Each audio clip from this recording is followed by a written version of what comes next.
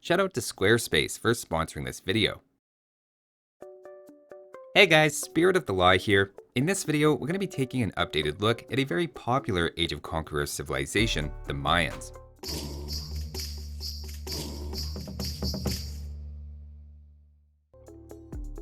The Mayans were at one point considered one of the best civs in the game, and while some nerfs have shifted that ranking in many players' eyes, they remain a popular archer civilization, particularly in team games, where they tend to perform better than 1v1s.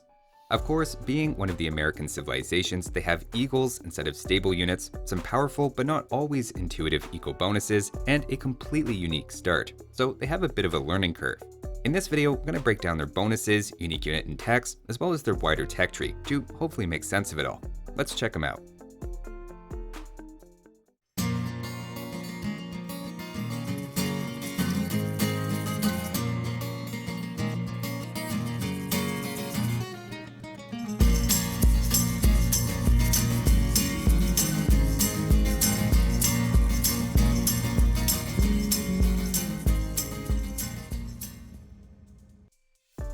Starting off with the Mayans team bonus, they and their allies' walls and gates are 50% off, at least on paper, with gates cut in half from 30 to 15 wood and stone, but palisade walls changing from 3 to 2 wood per tile, and stone walls dropping from 5 to 3 stone. The value of this bonus depends on whether you're just walling resources, using potentially as few as 20 wall segments, or up to as much as 70 wall segments with full walls on a very open map. A few years ago for a video, I spectated 30 ranked online games and found the average wall length on Arabia was 45 tiles of palisades, augmented with 17 tiles of buildings incorporated in, implying this is a wood bonus in the ballpark of saving 45 wood plus 15 more for every gate. That sounds modest, but especially in early feudal, between walling, buildings, upgrades, and making archers, wood can be in very high demand, so everyone on the team saving even a handful definitely helps. And the cost reduction on stone walls is also particularly nice, given the importance of the Mayan castle to their playstyle. On other maps like Arena though, this can do little or nothing, so it's a bit situational, but on Arabia, I consider it an above average team bonus. Moving on to their proper civ bonuses, the first unofficial one is you start with an Eagle Scout instead of a Scout Cavalry. There's a bit of a trade-off between those two units in terms of speed versus line of sight, but when you put it together, the Eagle-Eyed Eagle Warrior reveals the map about 12% faster than the Scout Cavalry. That slower Eagle Scout is then nice for stealing or luring boar of your own on a water map, as the Eagle is a bit slower, so you need to do less weaving. They also beat Scout Cavalry one-on-one in Dark Age, though lose in Feudal. But altogether, as an early game scout, there's a few advantages here for the American civilizations right off the bat. Their next bonus is another Dark Age one, starting with +1 villager but minus 50 food. Now that sounds like a free villager in Dark Age, which would be amazing, but is not exactly how that works out. In reality, you start housed with 4 villagers and your scout, so you have to pick up loom right away, meaning you actually end up with the same number of villagers as everyone else until they get loom, probably near the end of Feudal Age, at which point you are then 1 villager ahead. In fact, the main advantage I would say in Dark Age from this is just that you're less likely to lose a villager to a boar by getting that early loom. This does help a little more on Nomad, I should point out, as while you don't get the +1 villager until your town center is up, it's possible to build a house before your town center, avoiding early loom and then keeping that 1 villager advantage right from the start. Instead, I think their better eco bonus on most maps, though it can fly a bit under the radar for new players, is their resources lasting 15% longer. The way this works is they collect at their regular speed, but to use trees as an example, if they collect 20 wood, it only removes 17 from the tree. So functionally, it's as if trees have 115 wood instead of 100. A side effect is then that the tree line moves away from your lumber camp more slowly as you're spending more time at each one. Though probably the greatest benefit in the early game is that you then have a little over 200 extra food from your starting sheep and boar. Remember, that's at those animals' faster collection rate, bringing in food a bit quicker, with then more total food also helping you delay farms. Now speaking of Mayan farms though, one small side effect of this bonus is that they collect a bit slower from those than other civilizations, especially after wheelbarrow, strangely enough, though by the same token their farms in turn then last longer, giving about a third of the effect of horse collar in feudal for free. Of course, your total gold and stone from nearby mines also increases indirectly, with gold mines giving 920 gold and stone mines giving 400 stone each, which combined with your savings on stone walls is potentially an extra castle in the game right there. All around, it's a solid and totally passive eco bonus, as you just play like usual and end up with more resources in the long run, even if they're collected at basically the regular speed. And finally, their last bonus is their archer line and plumed archers are discounted an increasing amount as you age up. For an archer rush, you're immediately saving 6 resources per unit, growing up to 20 resources per arbalester. That gives the Mayan archer line a ton of extra value. And remember, a 30% discount doesn't lead to 30% more units, but 43% more units for the same resources spent. Even very good archer civs look completely overpowered when you balance resources in Castle or especially Imperial Age, with mines finding it a bit easier to hit that critical mass of archers.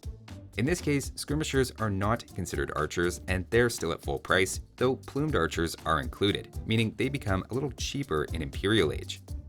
So that's the mine's bonuses, where between cheaper walls, slightly better scouting, a villager advantage after opponents get loom, more resources available on the map, and then cheaper archers, basically every bonus is in some way a direct or indirect boost to your economy. Having all of them fired together has rightfully given mines a reputation as an economic powerhouse, especially when spamming archers. Though next up, let's talk about their unique unit, the Plumed Archer, viewed by many players as a powerhouse in their own right. I recently looked at this unit in a lot more depth, but as usual, to give a brief summary for overview purposes, I think it makes a lot of sense to compare it to the Mayan discounted crossbow line. Side by side, the Plumed Archer is the more expensive but tankier version with more HP and armor, on top of being much faster moving. It's actually the fastest foot archer in the game, similar in speed to Eagle Warriors, making them exceptional at raiding and avoiding fights you don't want to take. They also have a secret +1 attack bonus against infantry, growing to +2 in Imperial Age with the elite upgrade, and because of that bonus and their speed, Plumed Archers generally match up pretty well against most infantry, while also being better than expected against Mangonels since they can take a direct hit, and are at least cost effective against a generic archer line, being fairly tough and population efficient for an archer. As mentioned, probably their best role though is at raiding, where a modest group of 8 can one-shot enemy villagers in Castle Age. Now that said, they are susceptible to anti-archer units, and their 1 less range in Castle Age and 1 lower attack in Imperial compared to the regular crossbow line means there are cases where the crossbow line performs better. A few examples of that are against the Knight line or skirmishers, where testing gives better results for Mayan crossbows over plumed archers with the same resources spent, even if you throw in some micro. Personally, I view the Mayan crossbow line as the safe value play, where they're easy to mass through archery ranges and take a lot of good trades in pitched fights. Whereas plumed archers are better if you're going for map control and putting extra pressure on your opponent to follow up a castle drop. Subjectively, they're also just a little more fun to play with an almost cavalry archer-like quality to them. That said, on open maps, it's pretty standard to open archers into crossbows as Mayans, and sticking with those into arbalesters or transitioning to plumed archers are both totally reasonable decisions, depending on how you weigh their pros and cons in the moment, and whether you're more concerned about enemy infantry, where you might want the plumed archer, or high pierce armor units like paladins, where the arbalesters +1 attack can be very meaningful. Staying at the castle for a moment, but moving on to their unique techs, the first is Hulche Javelineers. This gives a second projectile to all variations of the skirmisher from Mayans, and is visually quite impressive, though note the extra javelin only does 1 damage, while also missing about half the time at long range. For a bit of perspective, elite skirmishers already have decent bonus damage against pikemen and crossbows, so another 1 attack is not as big of a deal in those cases, given the guaranteed damage already going on.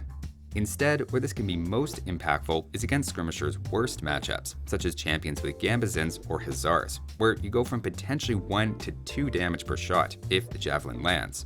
If you're making tons of skirmishers, it's probably worth considering, and is among my favorite techs visually in 256 times mod games, or with the going above and beyond cheat code, where you can stack it multiple times.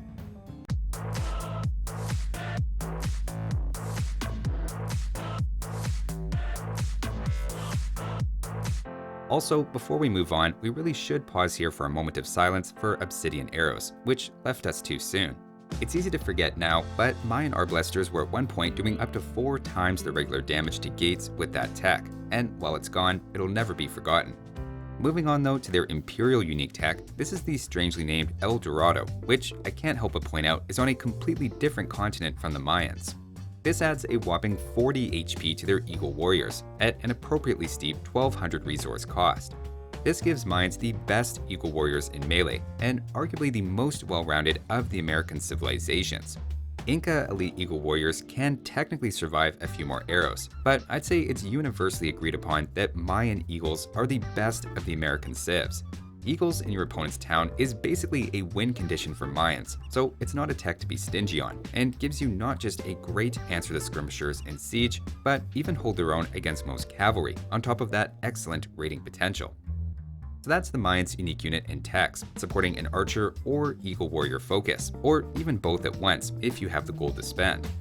Next up though, let's take a broader look at the Mayan tech tree, starting with the archers. In my opinion, Mayans are easily one of the best archer civilizations. In addition to their strong early economy, you have the increasingly discounted archer line, the Plumed Archer functioning as their version of a cavalry archer and doing a bit of the hand cannon's anti-infantry role, as well as having elite skirmishers with higher upside than usual. Where exactly they rank comes down to how you value some of the other archers' bonuses and power spikes, like Britain's extra range. But Mayans have to be in that top tier conversation, with straight archers being by far their most popular opening online. In my first crack at a Civ overview I did 9 years ago, I gave them an A+, and I'm sticking with that again. Next up, for infantry, it actually starts pretty poorly, with a weak Mayan swordsman line lacking champions, supplies, and gambazins. On the flip side, their halberdiers and Eagle Warriors are fully upgraded, so even if they don't know what horses are, they're really well set up to counter them. Their mid-game infantry though is less amazing, and the barracks is generally more of a late-game switch. While the potential is ultimately there, as a complete package, I'd say the barracks is just a B. Moving on to cavalry, there's really nothing to talk about here, as you can't build a stable, and Mayans also lack redemption, so you can't even convert one to make the Shalata warrior. I'm tempted to give them a C-, just to stick it to the Dravidians, but instead we'll leave this as not applicable and move on. Rolling along now to siege, there's no explicit bonus here, other than longer lasting resources maybe giving you more gold to spend on these in the late game. Siege Ram in particular is a nice weapon to have in your arsenal, given archers and eagles aren't the best against buildings. Lacking siege engineers is a bit annoying for your onagers and scorpions, and I'd say pushes things down to a B-, though you do have the essentials. Moving on to the Navy, the Mayan tech tree actually looks pretty good, just missing the cannon galleon. Early game, of course, you have your solid economy, delaying your farms and giving you a strong footing, so I'd say it's a B+ early on for the water. Moving then into the late game, arguably your longer lasting resource bonus is a very nice thing to have in those extremely long water matches, and the Eagle Warrior and Plumed Archer are both good landing units to raid with. Given the lack of Cannon Galleon making some 1v1 water maps a bit of a grind, plus the general lack of a naval bonus though, I think it's just a B on water late, for a B on water overall. Next up, for monks, it's a mixed bag, with many techs present, but lacking redemption, meaning there's no opportunity to convert buildings or siege. Aztecs are definitely the monk civ of the American family, and I think for me Mayans are just a mediocre C+. Moving on to your defenses, the towers are good, but not great. And the main things to point out here are the cheaper walls and longer lasting resources, meaning you're under a bit less pressure to venture out onto the map. That can be double-edged though, as that kind of passive playstyle can mean letting your opponents secure those resources first, as their base runs out of gold and stone before yours does. For the cheaper walls alone though, if no other reason, Mayans are good for a defensive playstyle and a solid B+. And finally, to end on their trash units, that is, units that don't cost gold, of course you lack the Hussar, which is not exactly replaced with a 50 gold per unit Eagle Warrior in a trash unit discussion. Though if you have the gold, Eagles are a great anti-trash generalist. I have no idea how to properly compare Mayans against a Civ with Hussar in this category, but they don't feel particularly weak or strong in trash fights. And I'll go with a middling B, helped out by that longer lasting resource bonus, getting every bit of gold out of the map that you can. So to give some final thoughts, with the removal of obsidian arrows, the drop of their longer lasting resource bonus from 20 to 15%, the increased food cost of eagles, and the increasing cost of plumed archers having all contributed to Mayans no longer having the universal S tier reputation they had at one point, I'd still say their core identity as a great archer civ with an Eagle Warrior knockout punch in Imperial holds up today as well as ever. As I said, an archer opening is by far the most popular way to play them, with their biggest strength being their strong economy on open maps, letting them wall up while not skipping a beat on military production. They then really hit their stride in Castle Age, with either a castle drop into plumes, mass discounted crossbows from multiple ranges, or some raiding with eagles, with then siege, monks, or pikemen peppered in as needed. In team games, they really make for a fantastic flank civ, given their solid archers, plus the option of market trading to power your Eagle Warrior spam in Imperial. That said, they can struggle on closed booming maps like Arena, especially against gunpowder civilizations or civs with a great answer to archers and eagles, like Goths, Romans, and Hindustanis. Mayans are perfectly suited then for players, I think, who value cost-effective engagements with a handful of key units, and who prefer mobility over brute force. I put a lot of personal value on mobility myself, which is probably why I recently got into the trucking business with my newest side hustle, Spirit of the Hall.